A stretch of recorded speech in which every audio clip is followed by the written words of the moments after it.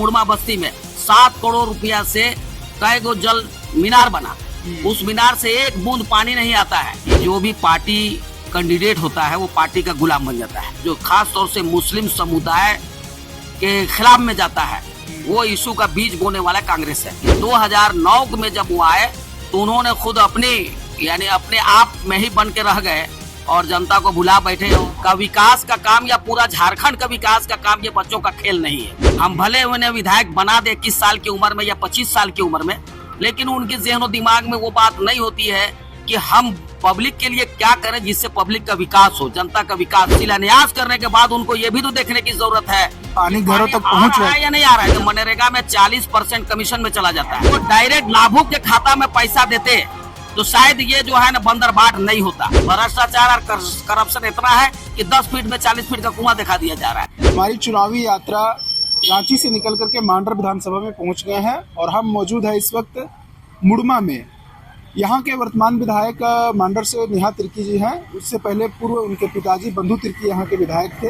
आपको बता दें जब 2019 का विधानसभा चुनाव हुआ था तब झारखंड विकास मोर्चा के टिकट पर बंधु तिर्की यहाँ से विधायक चुने जाते हैं, वो जीतते हैं। उसके बाद आय से अधिक संपत्ति के मामले में उनकी जो विधायकी थी वो चली जाती है। बाद में 2022 में उपचुनाव होता है और कांग्रेस के टिकट पर उनकी बेटी नेहा तिर्की चुनाव लड़ती है और यहाँ से चुनाव जीतती है। विधानसभा चुनाव काफी नजदीक है। हम यहाँ पता करेंगे यहाँ से लोगों की मांडर विधानसभा में क्या इस बार माहौल है, क्या इस बार नेहा तिर्की के पक्ष में इस बार फिर से जाएगा या फिर यहाँ के लोगों की राय क्या है और 2024 का विधानसभा चुनाव को लेकर के यहाँ के लोगों के बारे में क्या मुद्दा है और किस मुद्दे के बेसिस पे लोग वोट करेंगे, आइए जानते हैं। हमारे साथ बातचीत करने के लिए मौजूद हैं मुड़मा के मोहम्मद साकिल जी। साकिल जी, सबसे पहले तो आपको भोकाल टीवी में स्वागत है।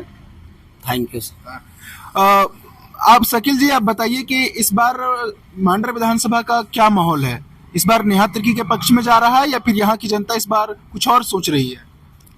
इस वक्त मांडर विधानसभा जो है वो दोहराने की स्थिति में नहीं है। उसकी वजह यह है कि चूंकि जब श्री बंधु तिर्की जी जब थे यहाँ पर तो वो एक आज़ाद उम्मीदवार के हैसियत से यहाँ के लोगों ने उनको मदद किया। इसलिए मदद किया कि जो भी पार्टी कैंडिडेट होता है वो पार्टी का गुलाम बन जाता है, जनता की सेवा नहीं करता है, जिसकी वजह से लोग ये तरस थे। यानी 1952 से लेकर के सन 2005 तक इस बात से तरस थे कि उन्होंने कोई पार्टी को समर्थन करके उनके विधायक को जिताते रहे और वो पार्टी की गुलामी करते रहे, जनता को भूल गए। लोगों ने सोचा कि भाई आज़ाद उम्मीदवार को अगर हम इसको जिताते हैं तो कुछ काम करेंगे और इस बिना पर उनको समर्थन मिला और सन 2005 में वो इलेक्शन जीते। और उस वक्त आज़ाद उम्मीदवार के हैसियत से उन्होंने यानी लोगों की हमदर्दी यानी व्यक्तिगत ताल्लुकात बनाया, जिसके ताल्लुकात के बेस पर और जब वो मंत्री थे तो 1-2 जगह अच्छे काम भी किए, जैसे स्टेडियम भी बनाया उन्होंने आपका मांडर में सोसाई में। सन 2009 में भी इलेक्शन उसी बेस पर, उनके वर्क के बेस पर लोगों ने उन्हें दोबारा चुना। और जब चुनने के बाद फिर उनके अंदर वही वो जब चुना, लेकिन जिस उम्मीद के साथ उस वक्त जनता ने चुना था कि शायद इसके बाद ही ज़्यादा डेवलप करेंगे। जब सन 2009 के बाद जब उनके तरफ से कोई विकास का काम नहीं आया और सन 2005 से लेकर के 9 तक वो बिल्कुल बड़े ईमानदार नेता के हैसियत से जनता के माए बाप, भाई बहन, बेटा बेटी सब बन करके उन्होंने खिदमत करने की कोशिश की। लेकिन 2009 में जब वो आए तो उन्होंने खुद अपने आप में ही बन के रह गए और जनता को भुला बैठे। और उसके बाद जो हुआ वो आपके सामने है। जैसा कि आप जानते हैं कि आय से अधिक के मामले में उनको 14 में चुनाव हार भी जाते हैं और 14 में चुनाव इसीलिए लोगों ने हरा भी दिया। चुनाव 14 में उनको हरा दिया और वही 14 में इलेक्शन हार गए। सन 2019 में चूंकि जेबीएम के साथ हुआ है तो बाबूलाल मरांडी का कहीं न कहीं आदिवासियों के साथ पकड़ था और मुस्लिम समुदाय जो लगे हुए थे। चूंकि सन 2019 में आपका कांग्रेस का प्रत्याशी मजबूत नहीं था या वो फील्ड में कांग्रेसियों का काम कभी नहीं था, जिसकी वजह से मान लीजिए उसे निगलेक्ट करके फिर उन्होंने सोचा कि एक मर्तबा उनको शायद तजर्बा हो गया होगा या पश्चात करेंगे कि भाई हमको दोबारा वैसा नहीं कर रहा है, हमें अच्छा काम कर रहा है। लोगों ने उन्हें जेबीएम के टिकट से फिर उसके बाद उनको समर्थन दे करके जिता दिया। जिताने के बाद आपको जैसा कि मालूम है कि अधिक के मामले में जो है उनको सजा हुई और 6 साल का मतलब निष्कासित हो गए, मतलब इलेक्शन नहीं लड़ सकते हैं। तो उसके बाद वो कांग्रेस ज्वाइन कर लिए। कांग्रेस ज्वाइन करने के बाद उन्होंने अपनी बेटी को टिकट दिला दी, जबकि यानी परिवारवाद की नारा जैसे बन गया। मुश्किल ये उस वक्त ये था कि चूंकि सिंपैथी थी, लोगों का एक सिंपैथी कि भाई कह सकते हैं कि उनको फंसाया गया किसी तरीके के। हाँ, तो सिंपैथी की वजह से लोगों ने यानी उनको इलेक्शन में मदद किया, वो जीत गई। लेकिन ये मांडर विधानसभा का विकास का काम या पूरा झारखंड का विकास का काम ये बच्चों का खेल नहीं है, और बच्चे इसे क्रिएटिव माइंड नहीं होते हैं। हम भले उन्हें विधायक बना दे 21 साल की उम्र में या 25 साल की उम्र में, लेकिन उनके ज़हन और दिमाग में वो बात नहीं होती है कि हम पब्लिक के लिए क्या करें जिससे पब्लिक का विकास हो, जनता का विकास हो। कौन सा चीज ज्यादा जरूरत है, कौन सी चीजों की जरूरत नहीं है। यहाँ पर बड़े बड़े क्या कहते हैं कारपोरेट घराने का बात करें या बड़े फैक्ट्री की बात करें या बड़े बहुत सारे और चीजों का बात करें, उससे यहाँ के जनता का कोई लेना देना नहीं, क्योंकि यहाँ के जनता बेसिक तौर पर जो है वो किसान है। और किसान को क्या चाहिए, उसको पानी चाहिए, सस्ता में बीज चाहिए, सस्ता में खाद चाहिए, और बाजार उपलब्ध होना चाहिए, सड़कें अच्छी होनी चाहिए ताकि वो अपने साइकिल से भी सामान उठा के बाजार तक पहुंच सके। ये चाहिए। ये सब चीजों में किसी तरह से कोई काम नहीं हुआ, सिर्फ वाहवाही यानी लेती चली गई। और उसके बाद जो है अभी आप देख लीजिए कि चपा आपका पेयजल से यानी पेयजल का हजारों यहीं पर मुड़मा बस्ती में 7 करोड़ रुपया से कई गो जल मीनार बना। उस मीनार से एक बूंद पानी नहीं आता है। वो खुद शिलान्यास करते हैं, और नेहा तिर्की बंधु तिर्की बाप बेटी ने उसके शिलान्यास किया, और शिलान्यास करने के बाद उनको ये भी तो देखने की जरूरत है पानी घरों तक पहुंच रहा है या नहीं आ रहा है। जनता को जिस मकसद के तहत हमने साफ सुथरा पानी मिले करके किया, लेकिन उन्होंने उसके तरफ कभी दिखाई नहीं दिया। इसकी शिकायतें एक नहीं हजारों शिकायतें की गई, लेकिन वो शिकायत का रफा नहीं हुआ। दूसरा ये है कि आप किसानों के लिए देखिए कि उन्होंने सरकार का सोच है कि किसान जो है वो उनके लिए पानी उपलब्ध कराने के लिए उन्हें कुआं का प्रस्ताव उनके सामने आया कि कुआं किसान खोदे और उसके बाद उससे सिंचाई करे। लेकिन हो क्या रहा है, कमीशन की वजह से, चूंकि मनरेगा में 40% कमीशन में चला जाता है। कमीशन कौन लेता है? ये कमीशन लेता है सप्लायर, और सप्लायर सबको बांटता है, बीडीओ को, उसके बाद मनरेगा जो लगे हुए उसको, और यहाँ तक कि विधायक तक को भी पहुंचता है इसका। मनरेगा का पैसा, मनरेगा का मतलब ये, तो इनको डायरेक्ट लाभुक के खाता में पैसा देते तो शायद ये जो है ना बंदर बाट नहीं होता। लेकिन इन्होंने ऊपर से ही जो है क्या कहते हैं लाभुक को पैसा देने के बजाय सप्लायर को पैसा देने का निर्णय लिया, जिसकी वजह से जो है यानी किसान लाभुक को जो है 1 लाख में मात्र 40,000 रुपए मिल रहा है, और 3 लाख 4 लाख के आसपास कुआं है, तो उसमें जोड़ लीजिए 4,000 रुपया के एतबार से उनका हो जा रहा है 40,000 रुपया किसान हो रहा है। वो भी कुआं लाभुक को बनाने नहीं दिया जा रहा है।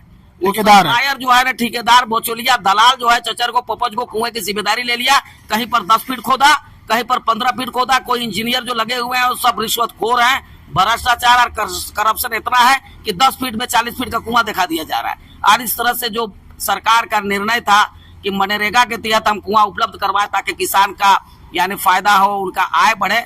लेकिन हम तो मैं ये चाहता हूं कि ये वाला प्रोग्राम सरकार को बंद कर देना चाहिए कुआं का वो वाला, और इसके जगह पर उनको अगर छोटा छोटा डीप बोरिंग दे देता जिसमें 1 से 1.5 लाख रुपया में डीप बोरिंग होता तो सरकार के पैसे भी बांटते और किसान के खेतों में पानी भी पहुंच जाता वो डीप बोरिंग से। अच्छा, नेहा तिर्की जी काफी अच्छा स्पीच देती है और यहाँ से मांडर विधानसभा से लोगों से जनसंवाद भी कर रही है, बातचीत भी कर रही है। तो आपने कहा कि आपने एक बात कही थी कि हम एक युवा को 25 साल के युवा को अगर हम विधायक बना देते तो उनके अंदर वो काम करने की मतलब जैसे आपने कहा कि कॉर्पोरेट वाली बात करती है। हमें यहाँ के लोग किसान गृहस्थी लोग हैं, यहाँ पे लोग खेती करते हैं। आपने कहा कि अच्छी सड़कें होगी तो अपना जो फसल होगा वो बाजार में जाकर के बेच पाए। तो किसानों को लेकर के जैसे कि यहाँ अगर मांडर विधानसभा में अगर देखें तो ज्यादातर लोग किसानी करते हैं। आपने कुआं की बात की, सिंचाई की बात की, तो इस लेवल पर जब से बंधु तिर्की भी काफी लंबे समय से यहाँ के विधायक रहे हैं, वर्तमान में उनकी पार्टी की सरकार भी है, तो यहाँ पे सिंचाई लेवल पर या फिर कृषि लेवल पे कुछ काम हुआ मांडर में? नहीं, ऐसा कोई काम नहीं हुआ। इनके लिए सिंचाई के लिए ये हम लोगों की तरफ से प्रस्ताव भी था कि लिफ्ट इरिगेशन के माध्यम से पानी पहुंचाया जाए, और जो नदी नाला है ना, नदियां हैं जो छोटी छोटी उसे नाले कह सकते हैं आप, उन नालियों में बड़े बड़े चेक डैम बनाया जाए, पानी को रोका जाए, लेकिन इसका कोई व्यवस्था नहीं हो पाया। कोई व्यवस्था नहीं हो पाया। अच्छा, अब बंधु तिर्की के बारे में कह रहे थे। बंधु तिर्की 2005 में संभवतः विधायक बने थे। आप तो उनको काफी लंबे समय से जानते होंगे और आप उनको काफी लगता है शुरुआती समय से आप वोटर हैं उनका।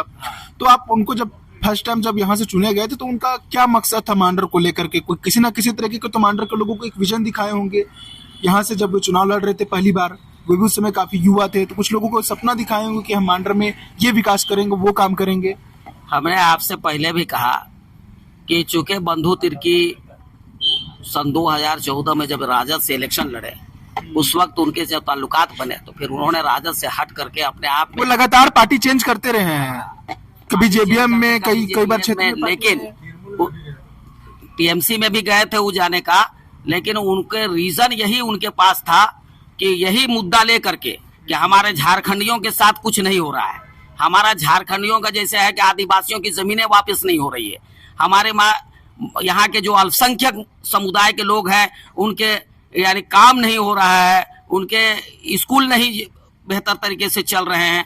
इस तरह का विजन उनके सामने था और उनका ये वादा था कि हम अगर आते हैं तो यहाँ पर अल्पसंख्यकों के लिए खासतौर से, आदिवासियों के लिए खासतौर से, कि आदिवासियों का जो मेन जो बड़े बड़े लोग जो उनकी जमीन पर काबिज है उनसे उनको बेदखल करेंगे और हम आदिवासियों को हक दिलाएंगे। अल्पसंख्यकों से ये वादा था कि हम जो है ना पूरे यानी स्कूलों में ये जो बच्चे, मुस्लिम बच्चे जो पढ़ने वाले हैं, अगर 10% से ज्यादा जहां पर बच्चे होंगे वहां पर हम उनको उनकी मादरी जबान में पढ़ाने का व्यवस्था करेंगे। ये सारी चीजें थी जिसकी वजह से मान लीजिए लोगों ने कहा कि वाकई यह हमारा कल्याण कर सकता है और उन्होंने सन 2005 में भारी मतों से उनको विजय बनाया और जब विजय बने तो उन्होंने खिलाड़ियों के लिए उन्होंने पूरे डीबोर्डिंग कायम कर दिया। एक काम उन्होंने जनता को दिखाया। दूसरा काम उनका ये था कि उन्होंने पूरे प्रखंड में जो है वो क्या कहते हैं सेंटर बना दिया मैट्रिक का। तो इससे प्रभावित होकर के लोगों ने सन 2009 में भी इलेक्शन जिता दिया, लेकिन 9 में आने के बाद उनको लगा कि अब जनता के नहीं अपना भी कुछ करना चाहिए और उसी अपने करने के नतीजे में जो है ना उनको सजा तक हो गई। अच्छा, आपने कहा परिवर्तन की चाह रहे, तो आप लोग मतलब इस बार मांडर में आप लोग किसके तरफ आप लोग का रुझान है? इस वक्त जो है पूरे तौर पर हमारे एक प्रोफेसर डीडीसी रह चुके हैं टाटा के जमशेदपुर के प्रोफेसर परमेश्वर भगत जी, चूंकि वो इसी क्षेत्र के हैं, चारों के रहने वाले हैं, इसी मिट्टी के हैं। 2 साल से वो जनता पर लगे हुए हैं और उनका मुद्दा इस वक्त है कि करप्शन और भ्रष्टाचार को हमें खत्म करना है। हमें अल्पसंख्यकों का जो हक होता है वो हक दिलाने के लिए हम संघर्ष करेंगे और इसके लिए हम ये काम करेंगे। और उन्होंने जो इस वक्त अल्पसंख्यक स्कूल जो सेंट्रल गवर्नमेंट का या कल्याण विभाग से यानी मुस्लिम अल्पसंख्यकों के लिए जो है 14 करोड़ रुपया से 10+2 तक का यानी रेजिडेंशियल स्कूल कायम करने के लिए जब यहाँ पर आया तो उन्होंने हमारे ये मौजूदा विधायक जो इस वक्त